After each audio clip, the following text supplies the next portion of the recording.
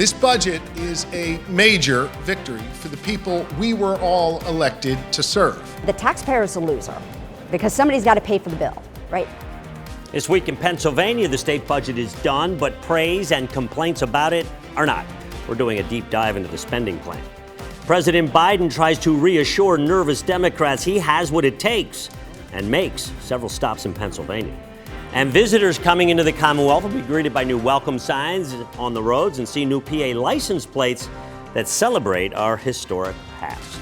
Hello and welcome to This Week in Pennsylvania. I'm Dennis Owens. We're covering hot topics in PA policy and politics, as well as the issues that are important to you and your family. Well, better late than never. The state budget was signed late Thursday night and 11 days late as the governor and lawmakers hammered out specifics on a $47.6 billion spending plan.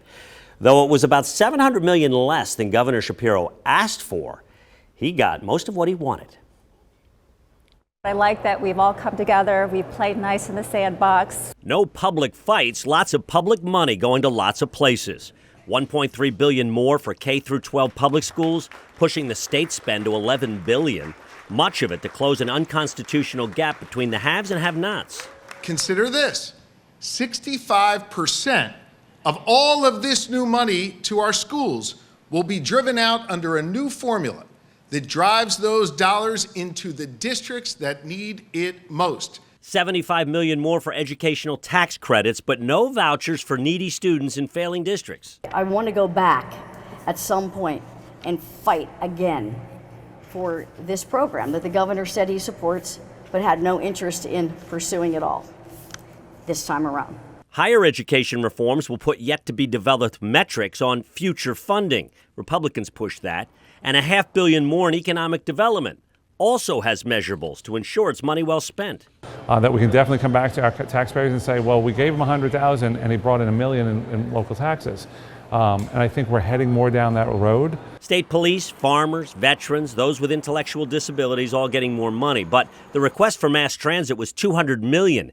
It got $80. And Philly Democrats say SEPTA is facing a fiscal cliff. We are all committed to returning in the fall and finding a permanent solution for mass transit across Pennsylvania. Recreational marijuana was not legalized in tax, neither were skills games, which are still making money, just not for the state. The minimum wage not hiked, it's still $7.25. But Governor Shapiro got nearly all he wanted, $47.6 billion worth, $2.5 billion more than his first budget. It's irresponsible, and we are hammering our taxpayers who are already struggling to put food on the table. And now we're going to say, oh, here's $3 billion more in government spending. I think the losers, frankly, are the taxpayers who, after spending a decade building up this surplus, is going to be evaporated in 2 years. This budget does put $700 million in the rainy day fund. House Republicans clearly unhappy with the overall spend number that Senate Republicans signed off on. I asked the Senate leader about that.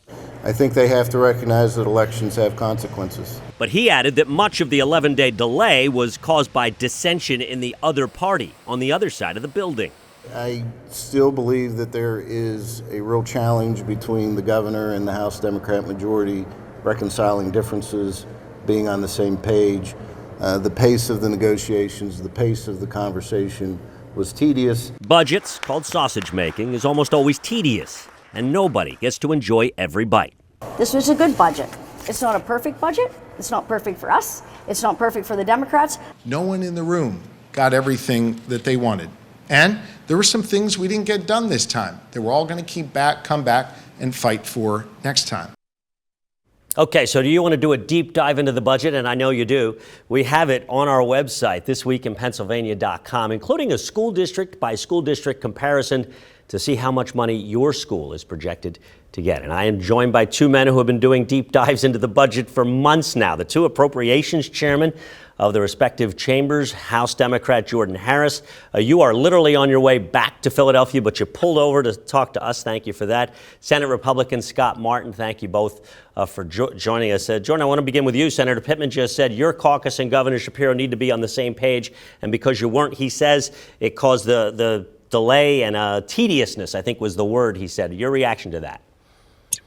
Respectfully, I don't know what Senator Pittman is referring to. House Democrats and the administration have been on the same page and continue to be on the same page with regards to the administration's budget.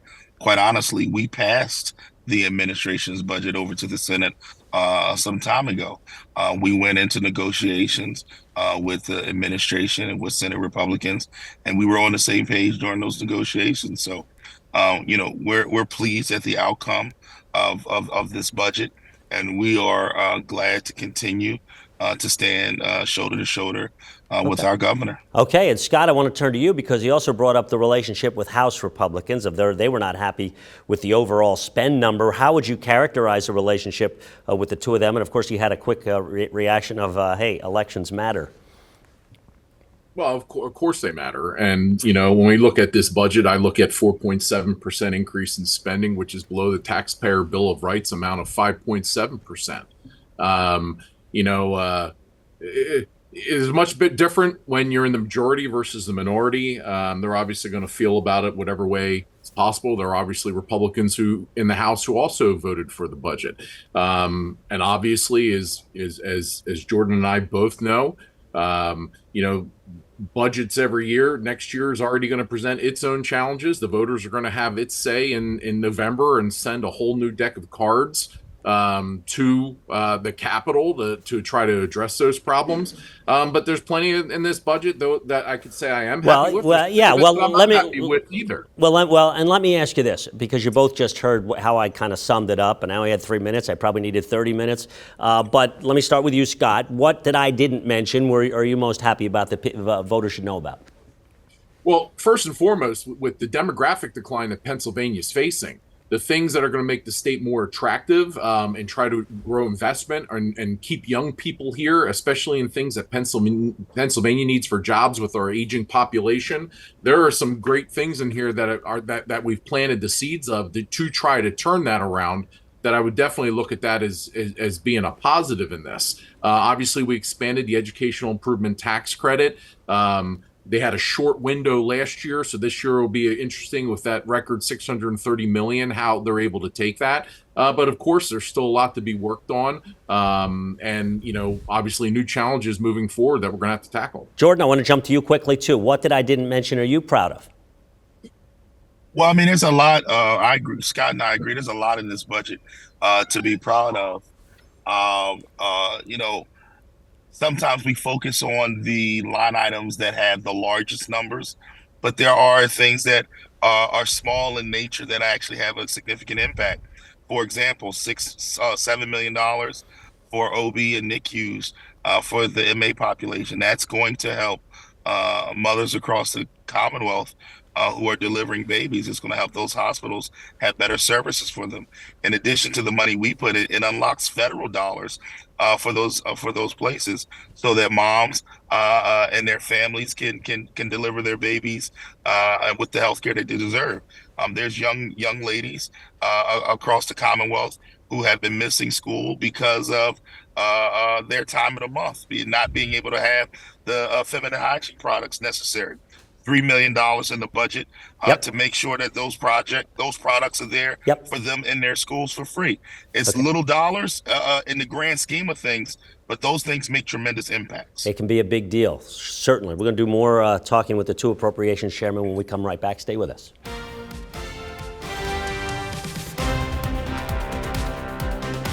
This PA Chamber Minute is paid for by the Pennsylvania Chamber of Business and Industry. Did you know that 70% of Americans can't answer basic questions about civics? The PA Chamber is on a mission to fix that and equip the next generation of leaders with a robust understanding of our rights and responsibilities as American citizens. That's why we teamed up with the U.S. Chamber and the Civics Trust to host the Pennsylvania State Finals for the National Civics Bee. The event drew middle schoolers from all across the state to showcase their civics knowledge and battle it out for the grand prize of $1,000 and the chance to compete in Washington, D.C. at the National Civics Bee. Congratulations to Maria from Fairview Middle School in Erie, Pennsylvania for taking first place in the competition, and congratulations to all the students who qualified. And go to pachamber.org for more information.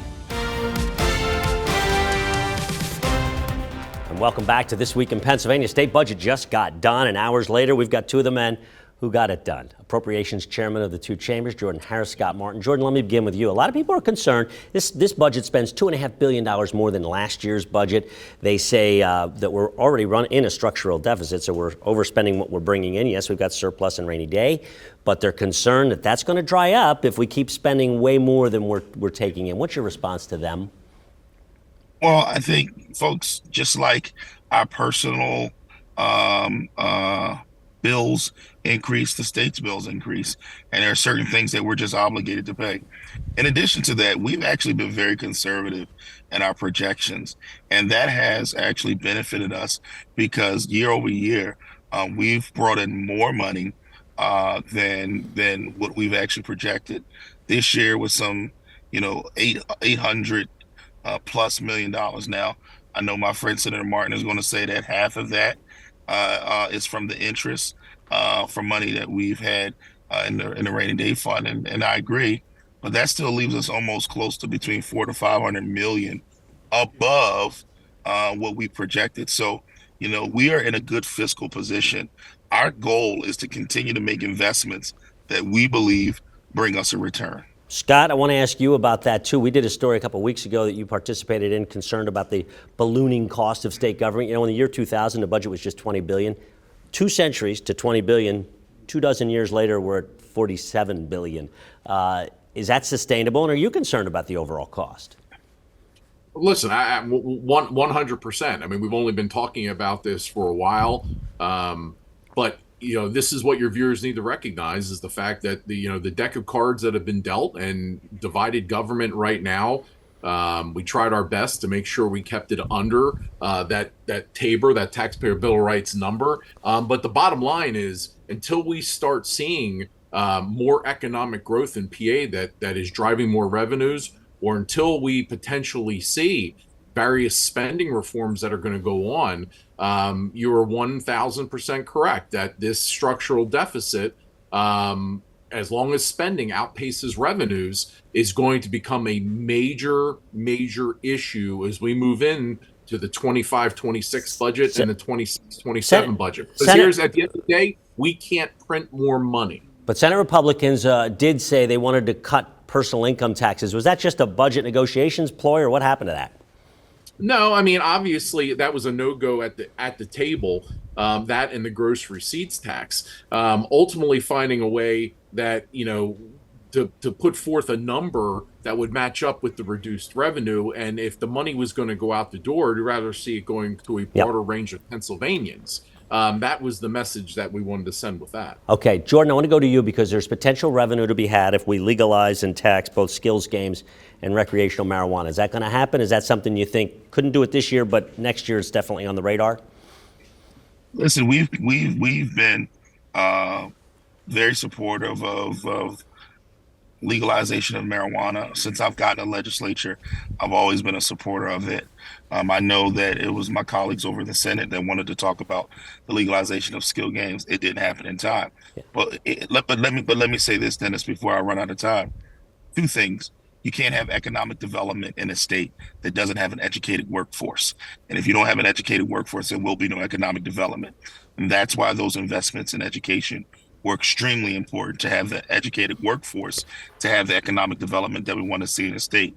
And 2, you can't be concerned about a spend number if you wanted to cut taxes, which would lessen the dollars and cents that we have to make the investments that we know and that we have a court that says are necessary in the Commonwealth of Pennsylvania. Okay. It's a good budget, and we should build on this as we move forward. I want to thank both of you for being with us. Really do appreciate it. I quickly want to say a thank you to all of your staffs and the governor's staff. I want to just say to viewers out there who don't get to see the process up close, I did. I know how dedicated and hardworking and committed your staffs are. We want to certainly say a thank you to them for that. And budget is done for another year. Thanks so much, both of you. But we're not done. We got more to talk about on This Week in Pennsylvania, including President Biden making Democrats nervous. Stay with us.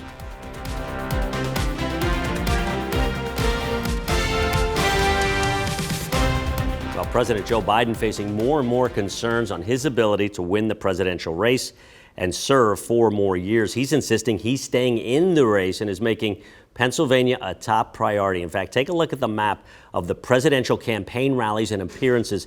This is just the last 3 months. Take a look at that. Blue, Joe Biden's. Red, by the way, President Trump. He recognizes the importance as well. The Biden campaign this week sent a memo to its staffers saying winning Pennsylvania, Wisconsin, and Michigan, the clearest pathway to victory.